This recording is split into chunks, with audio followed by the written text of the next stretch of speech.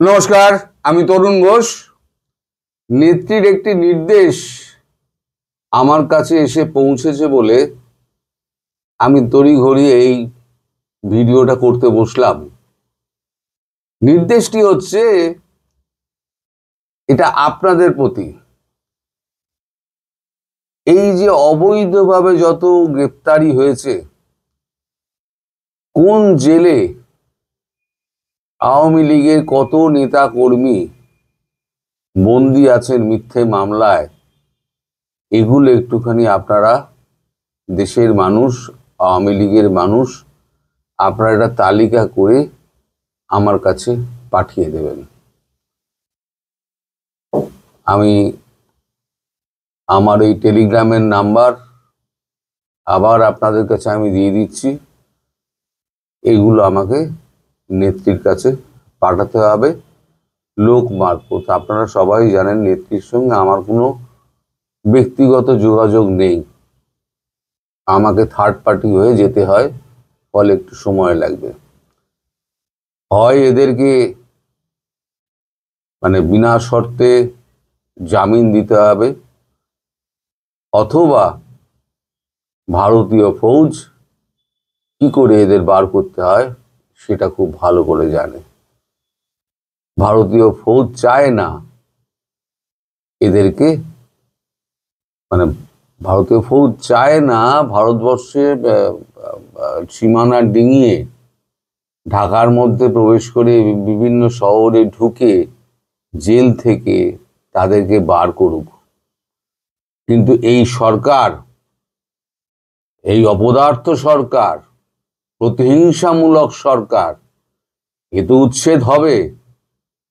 যদিও বা একটু মাপ পায়, এই মাপ পাওয়ার জন্য তাদেরকে যেটা করতে হবে সেটা হচ্ছে আসিফ নজরুল অ্যান্ড গ্যাং, তাদের প্রত্যেককে নির্দেশ করে বলছি আমি, অবিলম্বে এদের যদি জামিনের ব্যবস্থা না করা হয়, তাহলে এর শেষ কিন্তু ভারত থেকে ছাড়বে। আমি সবাইকে চিনি না।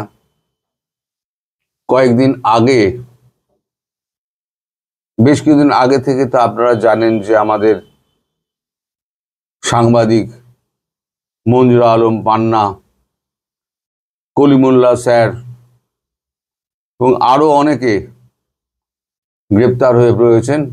অনেক পরিচিত আছেন, অপরিচিত আছেন। আমি তো সবাইকে চিনি না, কাকে কোন মিথ্যা মামলায় জড়িয়ে দিয়ে এরা ঢুকিয়ে রেখে দিয়েছে, কত হাজার ঢুকিয়ে রেখে দিয়েছে। এখন সম্প্রতি একজনকে গ্রেপ্তার করেছিলেন, তার নাম হচ্ছে শেখ ফিরদৌসী কাজল কাকলি। শেখ ফিরদৌসী কাজল কাকলি শেখ হাসিনাকে যখন করে দেওয়া হয়, বঙ্গবন্ধুকে হত্যা করা হয়, বা ওই সময়তে উনি গেট পাহারা দিয়েছিলেন।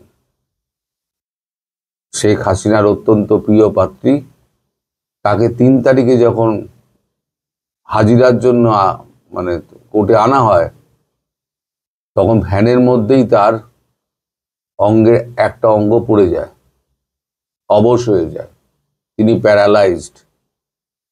সেই অবস্থায় এই জানোয়ারগুলো, এই আসিফ নজরুলের নির্দেশে এই জানোয়ারগুলো, আসিফ নজরুল তো একটা জানোয়ারের জানোয়ার, তার নির্দেশে এই জানোয়ারগুলো তাকে নিয়ে গিয়েছে আবার জেলে।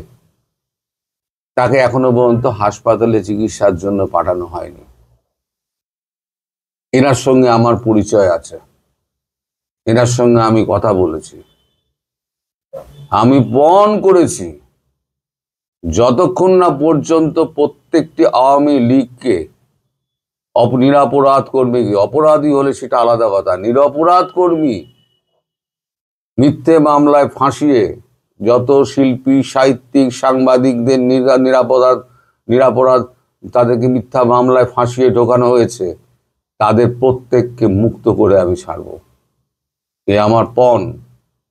হয় ভালোই ভালোই এদের ছেড়ে দিন, এটাকে হুমকি বলে ভাববেন না, একদম হুমকি বলে ভাববেন না। এটা হচ্ছে সতর্কবাণী, যেটা ভালো করে কান দিয়ে আসিফ নজরুল, ইউনূস সাহেব আপনারা ভালো করে শুনে নিন। খুব বেশি দিন আপনাদের আর ওয়েট করতে হবে না। এই যে অবস্থা আপনারা যেটা করেছেন না, তার 4 গুণ ভোগান্তি আপনাদের ভুগতে হবে। আপনারা কোথাও পালাতে পারবেন না, সব রাস্তা বন্ধ। আমি গ্যারান্টি দিয়ে বলছি।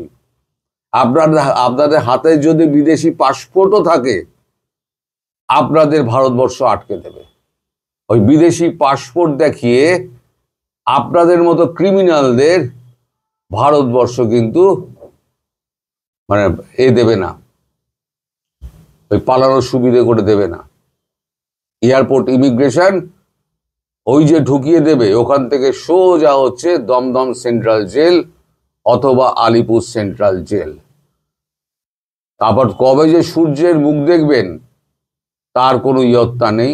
আর দেশের মুখ দেখতে পাবেন কিনা এ জীবনে, সে সম্পর্কে কিন্তু পুরো ধোঁয়াশাই থেকে যাবে আপনার জীবনে। আপনারা যত অপরাধ করেছেন, যত অন্যায় করেছেন, সব হিসেব কিন্তু দাঁড়ি পাল্লায় মেপে তুলব আমরা। আপনারা মনে করেছেন বাংলাদেশটাকে লুটে পুটে খাবেন? বাংলাদেশ কি লোটার জায়গা? কোথায় গেল আপনাদের সংস্কার? সংস্কারের তো নামগন্ধ দেখি না।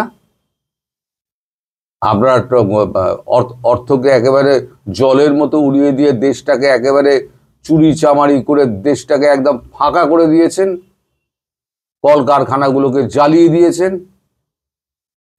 বেছে বেছে আওয়ামী সমর্থকদের আপনারা ঢুকিয়ে দিয়েছেন।